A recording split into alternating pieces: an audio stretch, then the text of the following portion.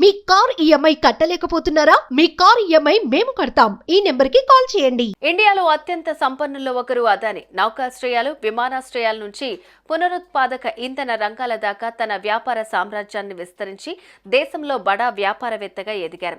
ఈ 62 గౌతమ్ అదానీపై తాజాగా అమెరికాలో కేసు నమోదైంది. అవును, ఇందుకు సంబంధించి న్యూయార్క్ కోర్టు వారెంట్ కూడా జారీ చేసింది. అదానీపై అమెరికాలో కేసేంటి, అసలేం జరిగిందనే పూర్తి వివరాలు మీకోసం.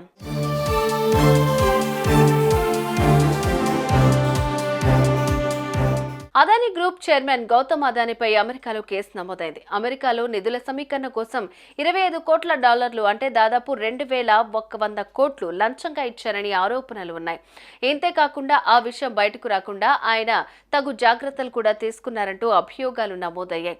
ఈ నేపథ్యంలో అదానీపైనే కాకుండా ఆయన మేనల్లుడు సాగర్ అదానీతో పాటు మరో 8 మందిపై కేసు నమోదు చేసినట్లుగా న్యూయార్క్ కోర్టు వారెంట్ జారీ చేసింది. వీళ్లంతా భారత ప్రభుత్వ అధికారులను ప్రలోభ పెట్టేందుకు దాదాపు $265 మిలియన్ లంచం ఇచ్చి 20 సంవత్సరాల పాటు $2 బిలియన్ లాభం పొందగల సౌరశక్తి సరఫరా ఒప్పందాలను సొంతం చేసుకున్నట్లుగా తెలుస్తోంది. ఇదే అంశం ఇప్పుడు సంచలనంగా మారుతోంది.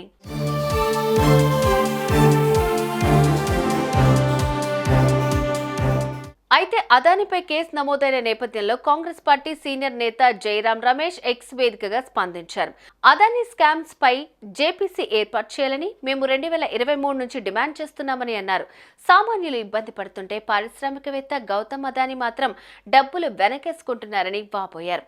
ఈ వ్యవహారంలో భాగంగా మేము గతంలో అనేక ప్రశ్నలు లేవనెత్తామని, కానీ ఇంతవరకు ఎలాంటి సమాధానం రాలేదని తెలిపారు. అయితే ఈ దెబ్బతో స్టాక్ మార్కెట్లో అదానీ గ్రూప్ షేర్లపై పెను ప్రభావం చూపిస్తోంది. ఈ కేసులో అసలేం జరగబోతోంది అంటూ అంత ఆసక్తిగా చూస్తున్నారు.